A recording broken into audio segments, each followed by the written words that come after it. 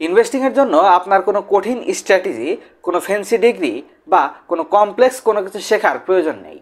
আপনি খুব simple strategy ব্যবহার করেও ইনভেস্টিংয়ে অনেক ভালো পরিমাণ রিটার্ন অর্জন করতে পারেন। এর জলজান্ত উদাহরণ হলো ওয়ারেন বাফেট।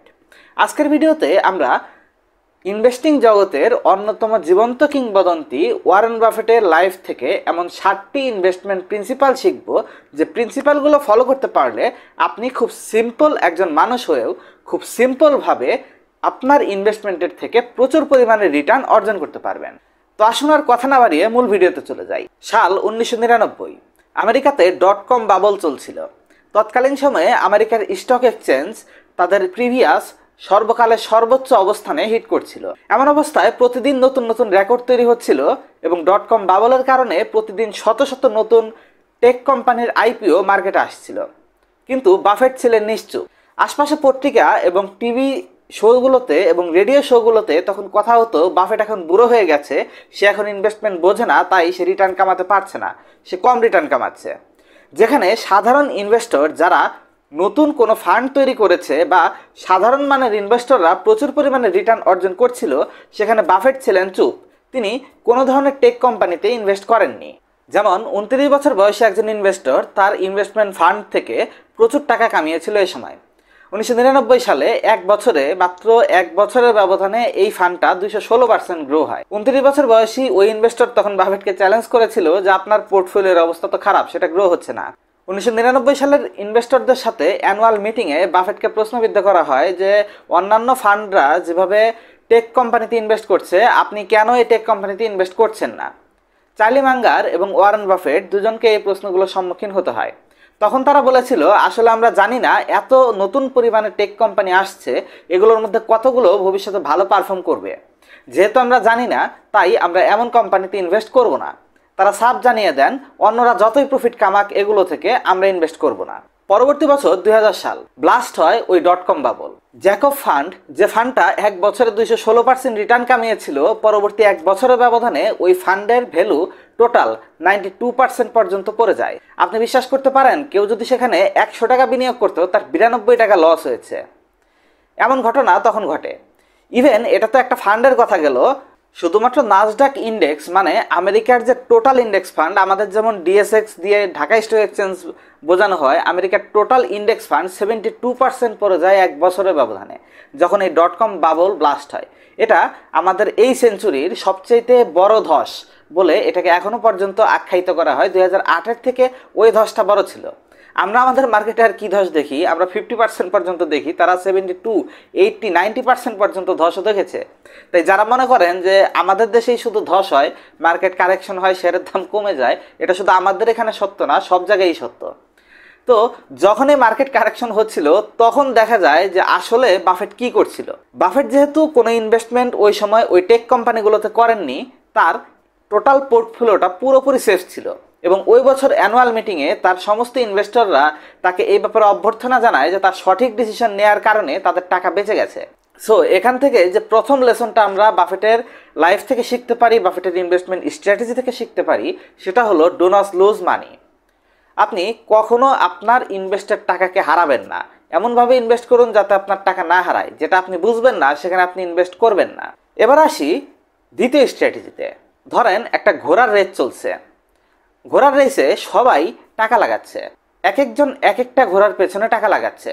ঘোড়াগুলো তাদের সর্বোচ্চ শক্তি নিয়ে দৌড়াচ্ছে এবং ফলাফল হিসাবে লাস্ট পর্যন্ত কিছু ঘোড়া জিতলো আর বাকিগুলো হেরে গেল। এখন এই জায়গাটাতে ওয়ারেন বাফেট যে কাজটা করেন, তিনি শুধু চুপচাপ বসে রেস বা ঘোড়ার এই খেলাটার মজা নেন।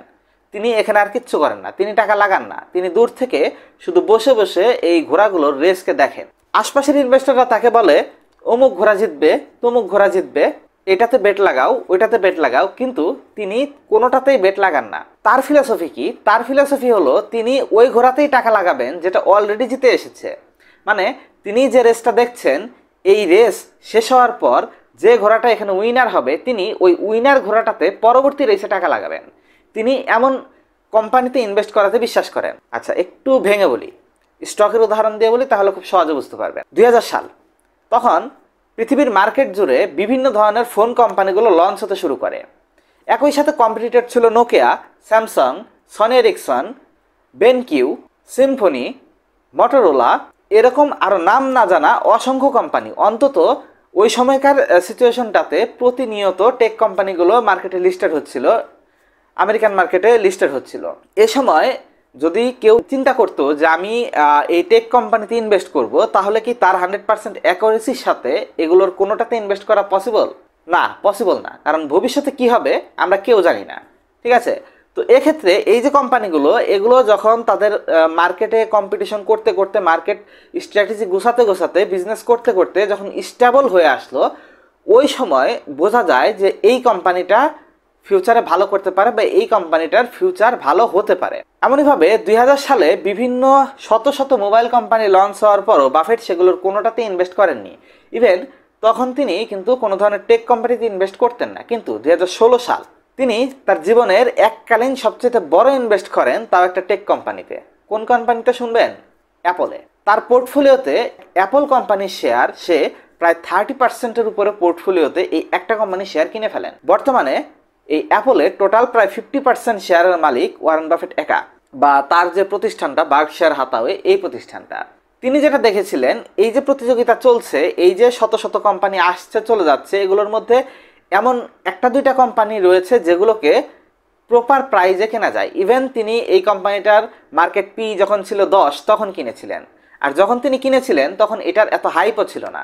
পরবর্তীতে তিনি প্রায় $30 বিলিয়ন এই একটা কোম্পানিতে ইনভেস্ট করেন, মানে তার পুরো জীবনের সমস্ত পুঁজির 30% টাকা এই একটা কোম্পানির পেছনে লাগিয়ে দেন। পরবর্তী সময়ে কি হয়, এই কোম্পানিটা 5 বছরের ব্যবধানে $120 বিলিয়ন পৌঁছে যায়, মানে টাকা 5 বছরে 4 গুণ করে দেয়। পরবর্তীতে আরও কিছু সময় গিয়েছে এবং এখনকার সময়ের সাথে হিসাব করলে এটা প্রায় 6 গুণ হয়ে গেছে। তো এই যে তিনি ইনভেস্টমেন্টটা করলেন, এটা কিন্তু তিনি কোনো থিওরির বেসিসে করেননি বা তিনি কোনো অনুমানের বেসিসে করেননি। তিনি দেখেছেন কোন ঘোড়াটা সমস্ত রেসে ফার্স্ট হয়, লাগাতার যে ঘোড়াটা তিনি দেখেছেন বারবার প্রতিটা রেসে ফার্স্ট হচ্ছে, তিনি সেই ঘোড়াটাতে টাকা লাগাচ্ছেন।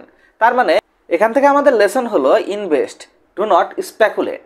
আপনি যে কোম্পানি সম্পর্কে জানেন না সেটাই বিনিয়োগ করবেন না, যেটা সম্পর্কে বুঝবেন, যেটা প্রতিষ্ঠিত কোম্পানি, যেটা অলরেডি শত শত ঘোড়ার রেসে জিতে এসেছে, বিগত 10-20 বছর যাবৎ যেটা টিকে এসেছে, মার্কেটে লিডিং পজিশনে রয়েছে, এমন কোম্পানিতেই আপনাকে বিনিয়োগ করতে হবে। Rule number 3, invest in a business that actually makes money. আপনাকে এমন কোনো কোম্পানিতে বিনিয়োগ করতে হবে যেটা বাস্তবেই টাকা কামাচ্ছে।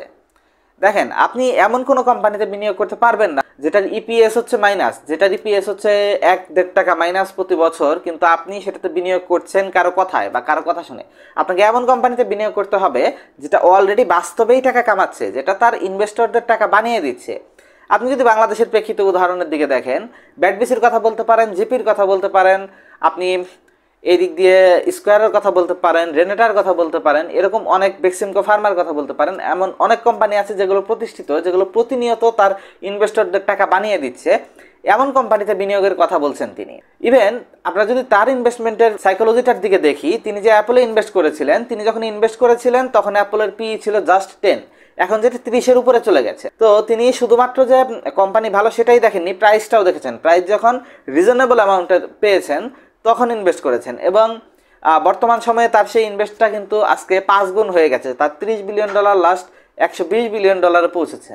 দেখেন, তিনি যে ইনভেস্টটা করেছিলেন অ্যাপলে, এই অ্যাপলের কাজ কি? অ্যাপল মূলত ল্যাপটপ বিক্রি করে, তারা আইফোন বিক্রি করে এবং কম্পিউটার অ্যাক্সেসরিজের কিছু আইটেম বিক্রি করে। বিজনেসটা ওপেন অ্যান্ড শার্ট, এটা পুরোপুরি দেখা যাচ্ছে যে এর মধ্যে কী কী আছে। ঠিক আছে, আপনাকে এমন কোনো বিজনেস চুজ করতে হবে, এটা আপনার দেশের বেসিসে হতে পারে। তো আমরা অ্যাপলের যে ফান্ডামেন্টাল অ্যানালাইসিস, এটা একটু করে দেখব। এই জন্য আমি একটা ওয়েবসাইটে চলে যাচ্ছি।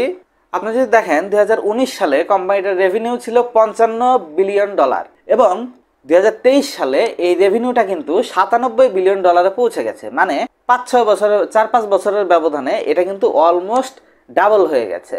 তো এই যে কন্টিনিউ রেভিনিউ গ্রোথ, এটা হচ্ছে কোম্পানিটাতে তার বিনিয়োগের প্রধান কারণ। তাছাড়া আপনি অ্যাপল কোম্পানিটার যে কোনো ওয়েবসাইটে গিয়ে যদি এটার ডিটেলস দেখার চেষ্টা করেন, তাহলে দেখতে পাবেন প্রতি বছর তার রেভিনিউ, ক্যাশ ফ্লো এবং সমস্ত ইন্ডিকেটরগুলো পজিটিভ হচ্ছে। আর এটাই বাফেটকে মূলত আকর্ষণ করেছে এই কোম্পানিটাতে বিনিয়োগ করার জন্য, যেটা সারা দুনিয়াতে মোবাইলের মার্কেটকে ডমিনেট করছে। এবারে নাম্বার 5, 5 নম্বর কোয়ালিটি হলো কম্পিটিটিভ অ্যাডভান্টেজ। উপরের 4টি ক্রাইটেরিয়া ফিল আপ করার পর বাফেট যে বিষয়টাকে খেয়াল করেন সেটা হলো কোম্পানিটার কম্পিটিটিভ অ্যাডভান্টেজ আছে কি না। ধরেন আমরা যদি মোবাইলের মার্কেটের কথা বলি, তো এই মোবাইলের মার্কেটে একটা সময় 2005-06 সাল পর্যন্ত কিন্তু নোকিয়া ছিল এটার মেইন প্রধান, ঠিক আছে। পরবর্তীতে এই জায়গাটা দখল করে নেয় স্যামসাং। এরপরে বেশ কিছুদিন টপ অবস্থানটা খালি ছিল, এরপর কিন্তু অ্যাপল একচেটে এই অবস্থানটা দখল করে নিয়েছে।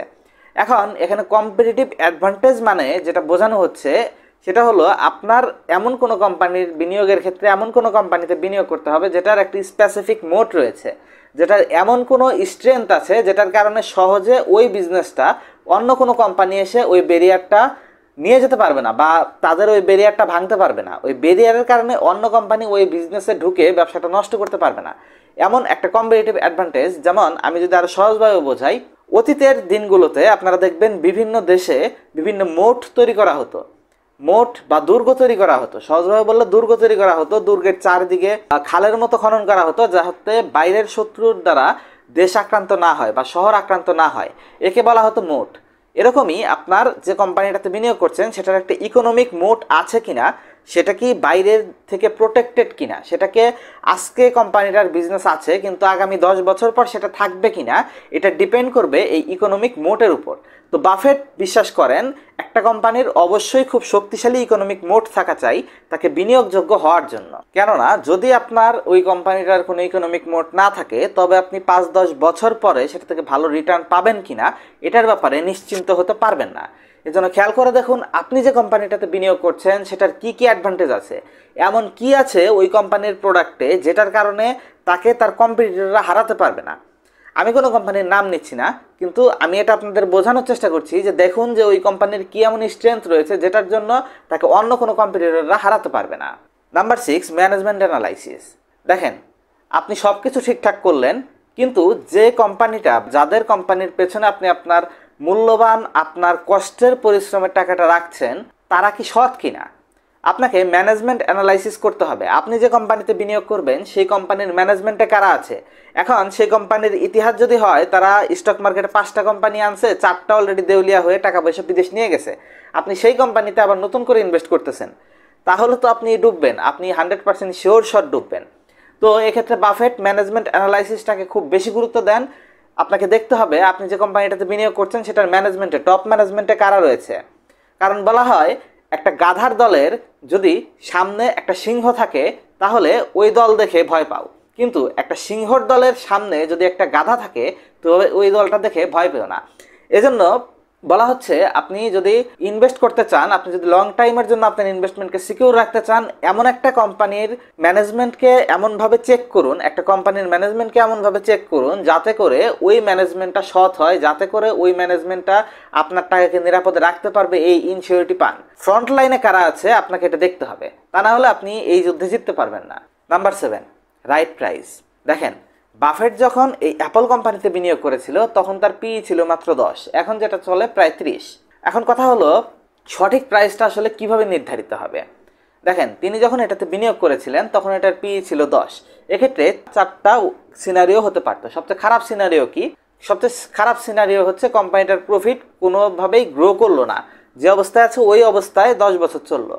তাহলে বাফেট যেটা হিসাব করলেন যে 10 বছর যদি এই কোম্পানিটা এভাবেই চলতে থাকে স্টিল, তাহলে আমি 10 বছরে আপনার যে ইনভেস্টমেন্টের টাকাটা আমার প্রিন্সিপাল অ্যামাউন্ট সেটা আমি এই কোম্পানির যে কন্টিনিউ যে পি রেশিও রয়েছে সেই হিসাবে প্রাইজের দ্বারা এবং আর্নিংয়ের দ্বারা আমার সেটা শোধ হয়ে যাবে, আমি ইকুইলিব্রিয়ামে থাকবো, আমার লস হবে না। দ্বিতীয়ত তিনি চিন্তা করলেন তখন পি অনেক কম ছিল, তো যদি পি বৃদ্ধি পায় তার একটা অ্যাভারেজ মানের প্রফিট হবে। আর তৃতীয় সিনারিওটা ছিল যদি কোম্পানিটার পি রেশিও এবং আর্নিং দুইটাই যদি একত্রে বৃদ্ধি পায় তাহলে এটা বেস্ট কেস সিনারিও হবে এবং সে সবচেয়ে বেশি প্রফিট কামাবে। তো তিনি কিন্তু ইনভেস্টমেন্টের সময় সমস্ত কিছুর ব্যাকআপ তৈরি করে নিয়েছিলেন, তিনি রেডি করে নিয়েছিলেন যদি তার ইনভেস্টমেন্টটা এভাবেই চলতে থাকে, ওই কোম্পানিটা যদি কোম্পানিটার ব্যবসা না বাড়ে, ব্যবসা যদি স্টিল ওইভাবেই চলতে থাকে, তাহলে তিনি 10 বছরে তার মেইন টাকা ফেরত পেয়ে যাবেন প্রফিটের মাধ্যমে। দ্বিতীয়ত যদি কোম্পানিটা এইভাবে চলতে থাকে আর সেটার যদি গ্রোথ রেট থাকে, পি রেশিও না বাড়ে, তাহলে তিনি অ্যাভারেজ রিটার্ন পাবেন, বা যদি শুধু পি রেশিও বাড়ে এবং গ্রোথ না হয় তাহলেও তিনি অ্যাভারেজ রিটার্ন পাবেন। এবং তৃতীয়ত বেস্ট কেস সিনারিও হলো যদি তার পি রেশিও এবং আর্নিং বা রেভিনিউ দুইটাই যদি বাড়তে থাকে তাহলে তিনি সবচেয়ে গ্রেট পরিমাণ রিটার্ন পাবেন বা সর্বোচ্চ পরিমাণ রিটার্ন পাবেন। এবং কেসটাতে তাই হয়েছিল, তার এই কোম্পানিটা কিন্তু পরবর্তী 5 বছরে তার পি রেশিও পর্যাপ্ত পরিমাণে বেড়েছে, প্লাস হচ্ছে তার যে গ্রোথটা ছিল সেটাও একেবারে যে কার্ভের মতো উপরের দিকে গেছে, যার কারণে তিনি এখান থেকে প্রচুর পরিমাণে প্রফিট করেছেন। আমরা যদি হিসাব করি 5-7 বছরের, তবে 5-7 বছরে তিনি এই ইনভেস্টমেন্টটা থেকে টাকাকে প্রায় 8 গুণ করেছেন। তখন তিনি ইনভেস্ট করেছিলেন টোটাল সব মিলিয়ে $30 বিলিয়ন, আর বর্তমানে তার ওই ইনভেস্ট $200 বিলিয়ন ঘর ছুঁই করছে। আর সবচেয়ে মজার ব্যাপার হলো ওই কোম্পানিটা কিন্তু তখন যতটুকু স্ট্রং ছিল বর্তমানে আরও শক্তিশালী হয়ে গেছে এবং বর্তমানে তার ইনভেস্টমেন্ট আরও বেশি সিকিউর হয়ে গেছে। তো এগুলো ছিল এমন 7টি ক্রাইটেরিয়া যেগুলো ফলো করার মাধ্যমে আপনিও একটা স্ট্রং কোম্পানি চয়েস করতে পারেন। আমি আপনাকে ঠিকভাবে এটা পুরোপুরি ডিটেলসে বোঝাতে পেরেছি কিনা জানি না, কিন্তু ইনফরমেশনগুলো কিন্তু খুবই গুরুত্বপূর্ণ। আমি ব্যক্তিগতভাবে এগুলো ইউজ করে অনেক উপকার পেয়েছি। এই যে মার্কেটের ক্র্যাশ হলো বা এই যে মার্কেট প্রায় 20% ফল হয়েছিল মাঝখানে, আপনার গত মাসে 6,500 পয়েন্ট থেকে পুরো 5,600 পয়েন্ট, অলমোস্ট 20%-এর কাছাকাছি ফল। এমন ফলের মধ্যেও কিন্তু আমার যে ভালো ইনভেস্টমেন্টগুলো ছিল, এই ভালো ইনভেস্টমেন্টগুলোর কিন্তু কোনো ক্ষয়ক্ষতি হয়নি, কারণ এই প্রিন্সিপালগুলো ফলো করা। কিন্তু যে সমস্ত ইনভেস্টমেন্টগুলো আমরা স্পেকুলেটিভ চিন্তাভাবনা থেকে বা স্পেকুলেশন করার চিন্তাভাবনা থেকে করে থাকি, এই সমস্ত ইনভেস্টমেন্টগুলোতে কিন্তু ডাউনফল আমরা সবাই দেখতে পেরেছি। তো যাই হোক, কেমন লাগলো আজকের ভিডিওটি অবশ্যই কমেন্ট করে বলবেন। আর ভিডিওটি যদি আপনার কাছে এতটুকু উপকারী বলে মনে হয়ে থাকে, চ্যানেলটিকে সাবস্ক্রাইব করবেন, কারণ এমন দরকারি ভিডিও আমরা সবসময় আনতে থাকবো।